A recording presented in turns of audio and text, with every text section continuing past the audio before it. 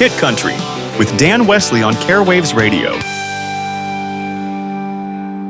Hello, howdy, and welcome to another interview. My name's Dan Wesley, and I have a very special guest once again. And once again, from over the pond. Who is it? Well, what can I say, girls? I know a guy. And I believe that he can stack bales of hay in a barn loft all day long. Yeah, all day long.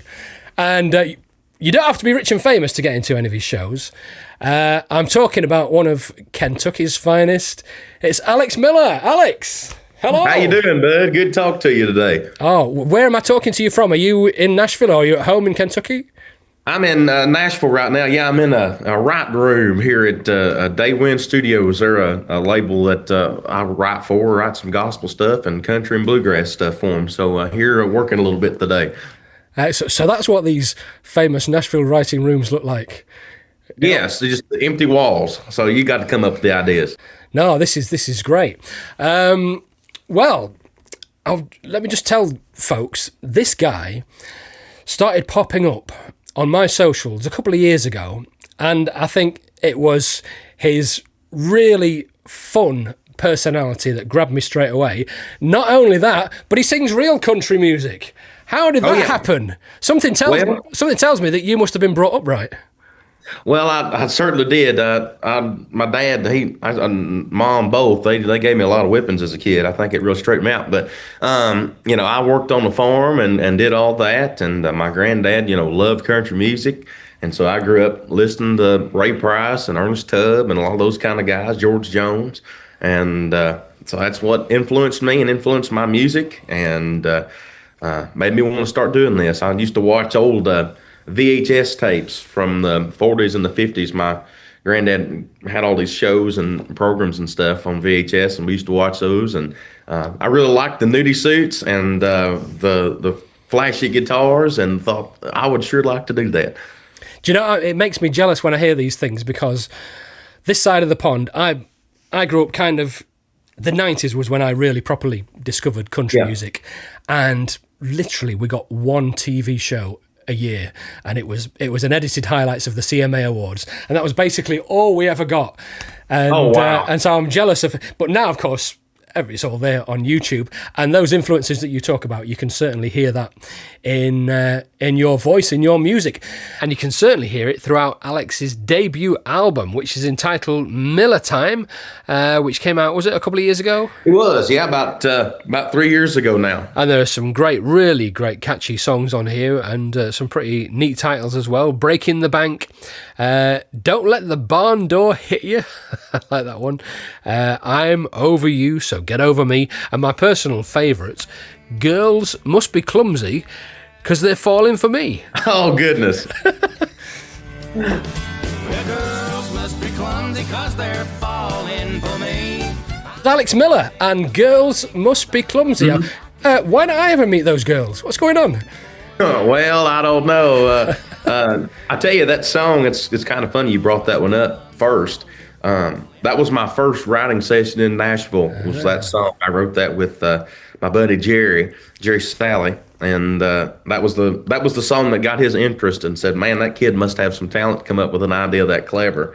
So we got together and wrote that song, and wrote a few other ones, and we really worked hard on the songs and making them come together. And but that was the first one. That's the first song I really ever wrote in Nashville. I'd wrote songs before, but that was the most professional one I had at that point. But is it autobiographical? I can't disclose that kind of information. Well, yeah. So one of the things that I really love when I first started hearing your stuff was like you were a blast from the past. You were reminded me of the stuff that got me into this kind of thing back in the 90s. In fact, no, forget that. You remind me of the stuff from the 50s. And I absolutely love your style. So which of your parents was it that really got you into the music? Was it just you discovered it all on the radio yourself? Well, a lot of it was me, but my granddad was really the guy that kind of got me into the country music stuff. He loved Ernest Tubb was his favorite. So he had all the Ernest Tubb shows. We used to watch those, and Wilburn Brothers show and Porter Wagner and all that kind of stuff. Those were the kinds he was into. But my dad, he loved George Strait and Tracy Byrd and Mark Chestnut. So I kind of got the best of both worlds. My dad and my mom have, and my mom too. She's really into like Frank Sinatra and some older pop stuff. And Dean Martin. So I had a really wide variety of things, but we all listened to older music, and that's what mom and dad liked, what granddad liked, and it all kind of influenced me. My grandma, bless her heart, she really didn't like music at all, so it's a wonder I'm doing anything. Oh, no. So we're going to hear you at some point with an album crooning some American standards then. It's something. I do like some old jazz standards like All of Me and stuff like that. I love some Sinatra. Well, I suppose all this you got going and you quickly, I assume, learned playing guitar and what have you. And I believe your big break, obviously we didn't get to see this this side of the pond, right? Your big break was on TV. Tell us all about that. I will. So I auditioned for American Idol, and I say but really my mom signed me up for it, and I just did it because she said that I ought to. So, but she signed me up for a Zoom interview, much like what we're doing right now. And I got on there and I sang for these judges on the show, these producers. And I went from one producer to the next, and they wanted me to fly out to San Diego, California, and sing for the celebrity judges. And there wasn't much going on in Lancaster, Kentucky at the time because COVID was going on. And so I did my audition right in the middle of all that. I was still in high school at the time, and it was a wild time in my life. It was going to be a wild time regardless, but that just added that extra little craziness to it. So who were the judges? So it was Luke Bryan, Lionel Richie, and Katy Perry. Pretty good. That's been my favorite group so far. I'm enjoying watching Carrie Underwood on these newer seasons. But man, you can't beat the group that I was on there with. So you didn't have to face the dreaded Simon Cowell then? I did not have to face Simon Cowell, no. But I would have liked to have met him. That would have been pretty neat. It's funny because a few years ago, my daughter, who was 9 years old at the time, she'd recently sort of completely, she was singing she had a singing teacher, she was in a little choir, and then she totally lost her confidence, and I thought, she's going to stop doing this. And then one day she says to me, Dad, can I have your email address? And I'm, yeah, why? I'm applying to Britain's Got Talent. I think, what? Where did this come from? So I ended up taking her to one of these auditions, the ones before you get to the main judges. So, right. So I remember that process, and that was a great experience. Oh, yeah. The fact that, she was brave enough to do that at 9 years old, I don't know. You got some drive. You got some ambition, sounds like. That's what you need. And that's what you need, isn't it? And oh, my goodness, yes. I can tell you've obviously got that. One of the things that I really love doing in my singing, and I'm sure you're probably exactly the same, is when you get to collaborate with other artists. And I noticed you've really been collaborating with some special people in recent times. First of all, I want you to tell me about you and Emily Ann Roberts. How did that come about? Where did she come from? Because I almost feel like she's the female Alex Miller. She's got. I really feel like, she really kind of. We are very similar. She's from Knoxville, Tennessee, and she actually was on The Voice about, I guess, 7 years ago now, something like that. Oh wow! So she was on there doing that show, and actually it was funny. Me and my mom kind of followed along on her career whenever she was doing that, and so whenever. I started doing the Idol stuff. I noticed her stuff really taking off on TikTok, and we became friends. I sent her a message, and then it turned out that she actually wrote with a lot of the same people that I write with. And so we got together and wrote a few songs. And then I got together with her and my buddy Bill White. He's in the Country DJ Hall of Fame. He's really a cool guy. He's from Missouri. And so we got together, and me, her, and him, we all got together and wrote that song. He came in with that idea. He said, we need to write a duet for you too called More Country Than You. And so we penned it out and wrote it, and it turned out fantastic. And I'm just so glad that the song turned out the way it did. And I'm just really thankful for him, Lan, for being on it and allowing us to do a duet together. And you can see the chemistry between the two of you fighting with each other about. And I was confused at the end. Did we finally find out? Has it been scientifically proved which one of you is the most country?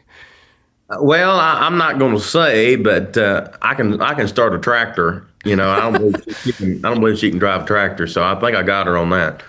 I think she probably wins in the vegetable growing contest, though. Is that right? She does win in the vegetable growing contest, but she can't win in the driving the tractor competition. So. Hey, Lan, I think I'm more country.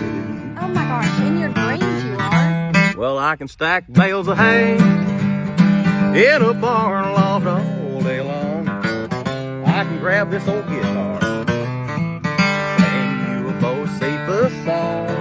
I wear a Bass Pro hat. Doing it right now. I like a Copenhagen cheese. You caught me on that one there. Girl, I think I'm a little more country. Well, I can bait my own hook, put up my own deer stand. I squirrel my cash away in a coffee can. My pair of Lou Casey boots know how to boo scoot.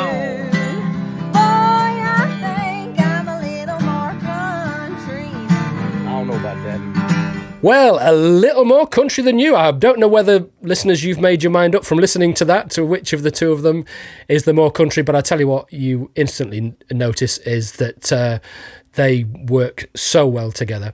And yes, so and I suppose it's because of Alex, really, that I've ended up following her on her socials, and I know more about growing green beans than I thought I ever would now because of it.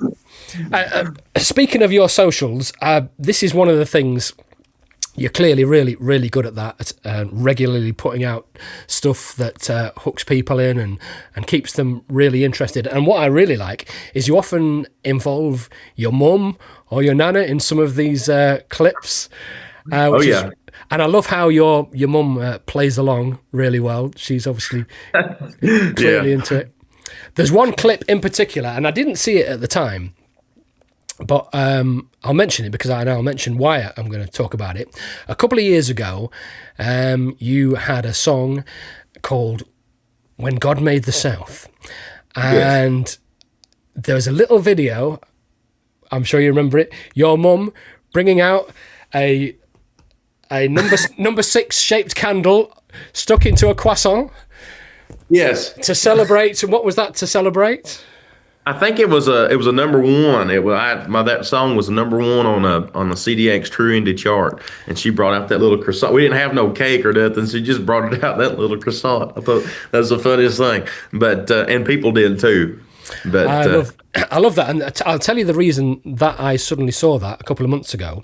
And I think it was 6 weeks at the top of the Hot Disk chart over this side of the pond. Right. And the reason I saw it is because I was on the Hot Disk page, and it's so funny. I couldn't understand how this had happened, because I'm going to talk now about another one of your collaborations. And you put out a video, probably, I don't know, March time this year, where you said you teased your fans, telling them that you just collaborated with a 90s legend and see if they could guess who it was. And I don't know what happened, but because I remember I was just sitting on my sofa watching that clip, and for some reason there was nobody else in the room. I just blurted out Tracy Bird for no reason whatsoever. I had no idea that there was any connection. I don't know why I picked him out of all the other 90s legends. And lo and behold, a week later, you released The Bird. What a fantastic song that is. Well, buddy, thank you. You know how all that came about? Go on. So I was in Indianapolis, and I was doing a fair convention where you go to like pitch yourself for shows during the summer and stuff. And I was up there at that thing, and I saw that Tracy Bird was going to be there. So I was like, I'm going to get to meet him because, like I said, my dad and I used to listen to him, and Mark Chestnut, all them Beaumont, Texas guys that were really popular in the 90s. We all listened to them. And I was getting on the elevator to go down and have lunch, and the doors open, and there he stood, Tracy Bird. I just stuck my hand out like I always do. I never meet a stranger. I said, Tracy Byrd. I said, how are you, buddy? He said, I'm good. He said, your name's Alex Miller, ain't it? And from then on, we were buddies. And we talked old country music. He's a great storyteller. And we got telling old stories. And I asked him about some of his records and how they came about and this, that, and the other. And really just took interest in him because he is a really interesting dude and has done so much in the music business. And, for me at the time, I really needed a mentor on some things. And he gave me some really solid advice. And at the end of lunch, he gave me his number and said, hey, he said, if you ever need anything, let me know. So about a year goes by. So this was, I guess, in 2023, somewhere in there. So about a year goes by, and I see his tour manager, and he said, because me and Tracy talk back and forth a lot still. And his tour manager said, you need to do a song with Tracy Byrd. He said, he would really like that. And I said, okay. What he wanted me to do maybe was to cut Watermelon Crawl or one of them classic songs as a duet. And I said, no, Jeff, I said, I think I can do a little better than that. I said, I think I can write something. And at the time, I don't know if you remember the song or not, but there was the Heads Carolina, Tails California was kind of making a comeback. All right. And I wanted to do something kind of like that. And so I sat down and I just give him the bird was the immediate thought that I wanted to try to write. And I took it to Jerry. Jerry has been a big mentor in my life. And so we sat down and we wrote that song. And I sent it to Tracy, and I didn't hear from him for a week. It's like, uh-oh. I said, he don't like that tune, But I heard something back from him. He said, man, I love that. And I said, well, would you do it as a duet with me? And he said yes. And so the song is out now, and everybody can go listen to it. Hey, Alex, what's up? I need my wingman again. You need me over there again? What happened with the last one? And it's what a great song. An elevator ride, man. Yeah. That's how I've always been told that the small things in life can lead to big things. You always hear that and you go, yeah, whatever. But that's the truth, folks. I've lived it. An elevator ride got me a duet with Tracy Byrd. So, you just never know. Well, I really loved the video, and one of the things that instantly struck me, I think is in the first verse of the song. You're obviously annoyed with your neighbour, who's obviously playing some quite inappropriate music, and so you knock on his door and you give him the bird. And it's so funny, that scene, you're handing him the No Ordinary Man CD, and that was the first CD I ever bought of Tracy Byrd's back in the day. And I thought, yes! And it reminded me of stuff I did back in the 90s, because I live in a place where really other people, so I was in my 20s in the 90s, and nobody else my age around me was into country. And I did exactly that thing, but I didn't give them the bird. What did I do? I gave them Colin Ray, I think, as well. But it was the same kind of thing, and it almost persuaded them to like country music. So I particularly loved that. All it takes is one person to tell them to get them the right country artist, exactly, and to convert them. Exactly. You have to pick. Yeah, exactly. And he's a great example of that. As long as there's a honky-tonk crowd for us to work, we'll get on stage and give you the bird. So the reason I mentioned that in connection with your Hot Disc song success is because you released that song at the same time that I released a song. I did a collaboration with a young girl, fabulous singer. We did a cover of the classic old, Don't Fence Me In from 1940s. Old like. Was it Gene Autry? Yeah, Bing Crosby. Yep. Yeah. So we did a Bing Crosby and the Andrews Sisters kind of thing, but we countryfied it. And lo and behold, our version was I think it was 4 weeks at the top of the Hot Disc chart, ahead of the bird. And I kept looking at this list and thinking, how am I above Tracy Byrd and Alex Miller? It took a while, but eventually you supplanted us at the top, and so that's another great tie-in on this particular song. Well, that's it. And I hope you don't mind, folks. Me and Alex just giving you the bird there. It's always appropriate. So at the moment you sat in a writing room, but I believe you're quite busy touring at the moment. Is that right? I am. Yeah, we've last week we actually had a Luke Bryan show. You was talking about American Idol. Right. We actually had show, and we played in Louisville, Kentucky, and or was it Seymour, Indiana? So we've been hitting the central of the United States pretty good. That's usually where we play a lot of shows at. That's great. I know this is probably the obvious question from people over here. Any plans to hit the UK at any point? You know, I know this for a fact. As of right now, we're supposed to be coming to Norway. So that'll be my first kind of time over. So I'm always looking to make some more stops. So I'm always looking for some recommendations. So, but I just know that we'll be heading over that way probably next summer sometime or another. Okay, hopefully somebody can line something up. While you're on that trip, yeah. Okay, well, I'll look forward to that. If maybe I just need to skip over to Norway. You know, Norway, yeah. I'm sure you can get a ferry from near here across the North Sea. Right, I tell you what. Now then, your latest single. Tell me about that one. Secondhand Smoke. Yes, it's a song that was pitched to me, and when I saw the writers on it, I said, "Yeah, I got to cut that, no matter what it sounds like." It was written by Alan Jackson and Jim McBride. Right. And that pair is the group that I'm pretty sure they're the ones that wrote Chattahoochee for Alan. So I heard the song, and you mentioned Tracy Byrd. He told me this just a couple days ago. He actually was pitched that song and passed on it. So I did not. I heard it and immediately loved it and said, I'll take that. And what I like about the song is it's upbeat. It's really in your face. And it's about, it's my kind of song. You know, I have songs like I'm Over You, So Get Over Me. It's which is kind of got the same similar idea in it as Secondhand Smoke. So he ain't gonna get burned again by the same girl that keeps coming back trying to get him to fall in love. You know, so that's kind of my memento in life. A lot of my songs go that way, and it just fit me perfect. When I first saw the title, it just instantly took me back, because obviously I didn't know at that point what the song was about. But it took me back to when the smoking ban came in over here, and the fact that I had been gigging for years and years and getting people secondhand smoke. I used to store all my my gear, all my like speakers and amps and everything, in the cupboard under the staircase. And every time I opened those doors, the waft of tobacco smoke.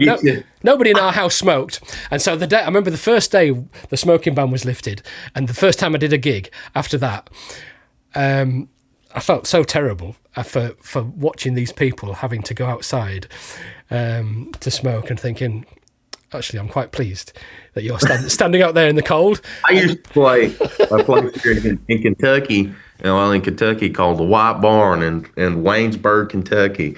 And when I was a little kid, me and my granny used to go, and that was before, and they smoked inside there. And yeah, I'd come out smelling something awful. But I'll always treasure that. I guarantee you I've got some secondhand smoke from that place. But it's just a great song. And I think great songs need to be played and recorded and sang. And I'm just glad that I got a hold of that one. And I hope I did it justice for Alan and Jim. How often, I mean, I didn't know, is it quite common that Alan Jackson writes songs for other people? No, that's a rarity. Yeah. There's a few other songs that I know that pair wrote that other people recorded, but the fact that nobody recorded that one is really kind of shocking to me. But I loved it. I heard it immediately and thought, we could kill this on stage. You know, when I'm always thinking about songs, I want something that first off suits me, who I am, what I'm doing, and also be something that people at a show are going to love. And when I heard that song, you know, the 90s country's coming back. It's super 90s, and it was a song written in the 90s. So, I mean, perfect. So I did, for a lot of different reasons, that song made sense to me. Well, somebody saying that the 90s country is coming back, it would definitely be music to my ears. Secondhand Smoke from Alex Miller, the brand new single. Now, I don't know if you plan to release it this side of the pond again, because if so, then we might be going up against each other again, because I have a new one coming out next week. So I shall keep an eye on that. You know. Yeah, there's some talk that I've had that song's done really well on some, does pretty good on the streaming side of things, and it's done really well on like video hits and all that kind of stuff. There's some talk we might release that into radio too. So I'm sorry if we come up against each other. Oh, no, that's healthy competition. I look forward to that happening. Well, Alex, it's been absolutely fabulous chatting with you, and I definitely am intrigued and want to know at some point in the future what the song was that I interrupted you writing this morning. Well, it's actually kind of a love song this morning is what we're trying to write. So you're getting get a bit of a smoochy one. That's good. Good. Yes. Yeah. Hopefully get some kissing on this one. Some hugging and kissing. Well, and That's right. On that note, I'd like to say, Alex Miller, thank you so much for being a guest here on my show. And I hope we get to chat again at some time in the future. Well, sounds good to me, brother. I appreciate you so much, and thanks for supporting artists such as myself. You don't even know what it means, so thank you. You're very welcome. I won't let you kill me with that secondhand smoke.